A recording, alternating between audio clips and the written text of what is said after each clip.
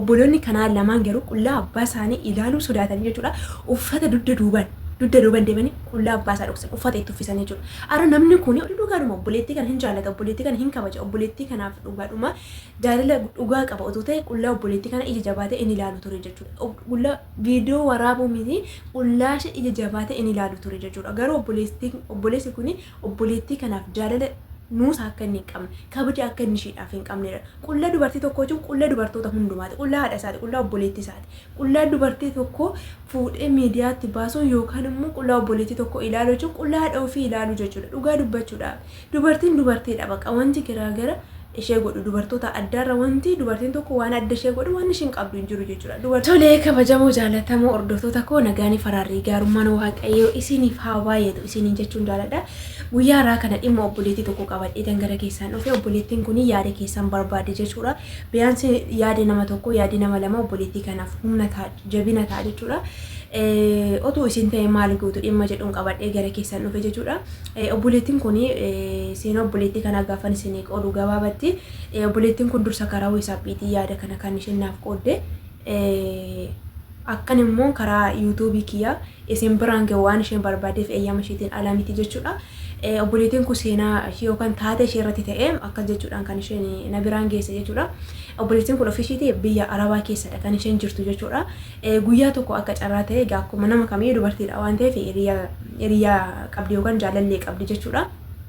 Yeroo tokko jaalallee ishee kun viidiyoo koolii bilbilaafi jechuudha. Yeroo kanatti isheen immoo akka carraa reefuu shaaworii dhiqatte shaaworiidha baati jechuudha. Otoo uffata hin uffatiin jaalallee ishee kana kaafte jechuudha. Yeroo jaalallee ishee kana kaaftu egaa viidiyoo kooliidha.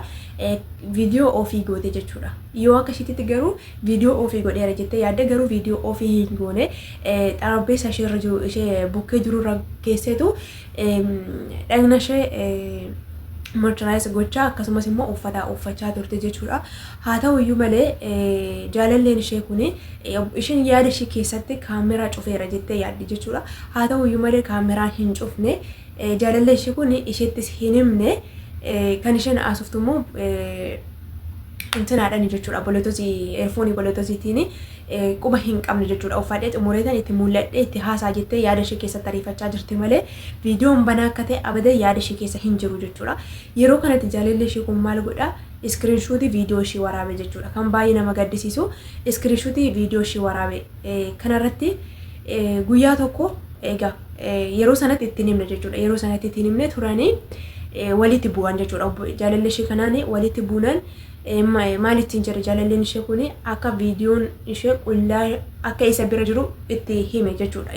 Isheen garuu hin arginee fi viidiyoo qullaa isaa argateette qoostee dhiiste jechuudha. Tuffattee dhiiste jechuudha. Kanarratti garuu viidiyoon kun dhugaa akka ta'e ishee amansiisuudhaaf itti erge jechuudha. Yeroo kanatti obboleettiin kun baay'ee tokko naate jechuudha. Garuu waaqayyo akka namaa miti gatee nama hin gatu waan ta'eef viidiyoon inni waraabe mudhii isheetii ol qofaadha jechuudha. Akka carraa iddoo ol kaarra waan jiruuf kaameraan yookaan bilbilli ishee jechuudha mudhii isheetii ol duwwaadha kan inni viidiyoo ishee waraabuu danda'e jechuudha. Egaa immoo hawaasa keessatti guddannee akka uummata keessatti guddanne keessattiyyuu baay'ee ulfaataadha dhimmi kun jechuudha.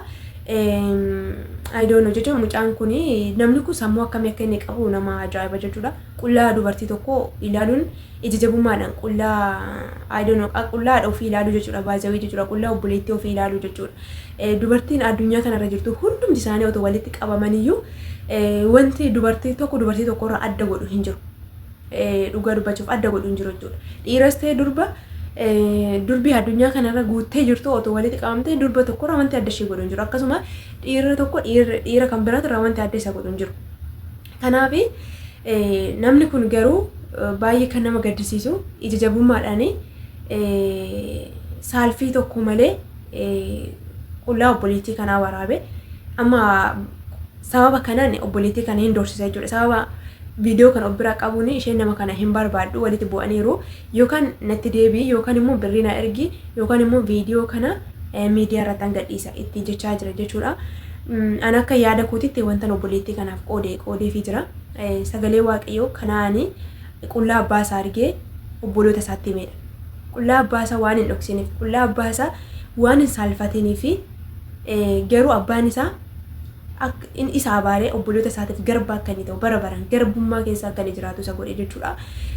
ina baaree jechuudha dhugaa dubbachuuf obboloonni isaa lamaan garuu dugda duubaan jedha sagalee waaqayyo dugda duubaan deemanii qullaa abbaa isaanii akka dhoksan ija jabummaadhaan qullaa abbaa isaanii ni ilaalle jechuudha abbaa keenya maal rakkoo qaba jedhanii ni ilaalle qullaa abbaa keenya dhoksuu qabna jedhanii qullaa abbaa isaanii dugda duubaan deemanii uffata itti uffisanii dhoksanii jechuudha argitanii namni kunis obboleettii kanaaf kabaja qabaatee obboleettii kanaaf dhugaadhuma jaalalli ni dhugaan jaalalli inni sirriin isa keessa jiraate qullaa obboleettii kana ija jabaatee inni ilaalu ture dhugaa dubbachuudhaaf haa ta'u iyyuu malee egaa namni sammuu namaa akkamitti ariifate hammina jallina daba akka inni yaadu baay'ee nama ajaa'iba dhugaa dubbachuudhaaf baay'eetti sammuu namaa hammina yaadutti baay'ee ariifataadha baay'eetti jechuudha I don't know baay'ee otoo wanta itti yaadametti qophaa'ame ta'e haa ta'u daqiiqa sanatti qullaa ishee argee screenshot viidiyoo waraabu jechuun nama akkamiiti kun nama hamaa nama jallaa nama seexan itti galee keessa jiru kuusa seexanaati malee namni kun dhugaa sammuu namaa qaba jedhee yaadu ani kun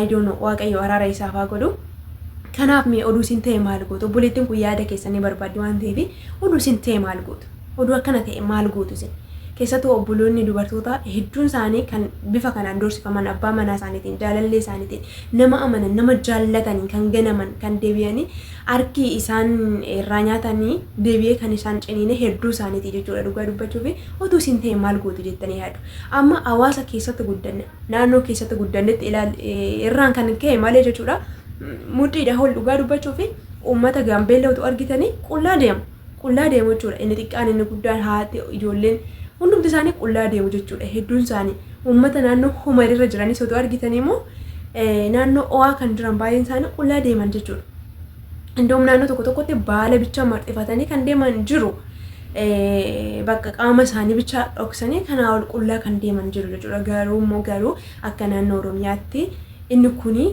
safuudha wanti akkanaa hin baratamne ulfaataadha jechuudha wanta salphifamee ilaalamee bira darbamus miti mee otuu sin ta'e obboleettii kanaan maal godhi jettan namni kun namni dhugaan ishee jaallatu ta'e isa kana hin godhu ture godhee keessa immoo ishee ittiin hin dorsisu itti wajjin deebitee jiraachuudhaaf ulfaataadha deebisee immoo otuu maallaqa kennitee fi viidiyoo kana balleessedhe arra maallaqa irraa fudhatee borus immoo yoo ittiin qabate fidi jedhee ittiin dorsise maal gooti jechuudha kanaaf oduu sin ta'e maal gootu obboleettiin kun itti yaaddee waan ofishiitii itti yaaddee kana gootee miti waan dingata ishee mudateedha obboleeta of eeggannoo godhaa isinillee obboloonni viidiyoo kana dhaggeeffatanii dhugaa dubbachuuf yeroo uffata kan uffannetti namatti naasina yookaan immoo uffadhaa taatee namatti haasaa jechuudha yookaan immoo ergixanyaa ta'a jechuudha kaameraadhaan haasoftu yoo ta'e ergixanyaa ta'a kaameraa cufu malee ulfaataadha jechuudha dhugaa dubbachuudhaaf kanaaf oduu sin ta'e maal gootu jettanii yaaddu otoo wanti kun isin mudate isin maal gootu birri kennituuf moo waliin jiraattu moo nama kana egaa utuu Itoophiyaa keessa jirtite seeraan isa qabsiisuu dandeessi amma immoo biyya ormaa jirtu eenyutu akkatti adamsa dhimma kee fiixansii ba'a ma oduu maal ta'e jettanii oduu maal goote jettanii waan hojjettus mee yaada keessanii obboleettii kanaaf qooda isiniin jechuun jaaladha waaqayyoon isin haa eebbisu namoota hamoota akkanaas immoo waaqayyo harka isin haa oolchu isiniin jechuun jaaladha dhugaa namoota jallina yaadan hammina yaadanii waaqayyo namatti hin qabiini waaqayyo isin haa eebbisu kabajamaa eebbifama buloota koo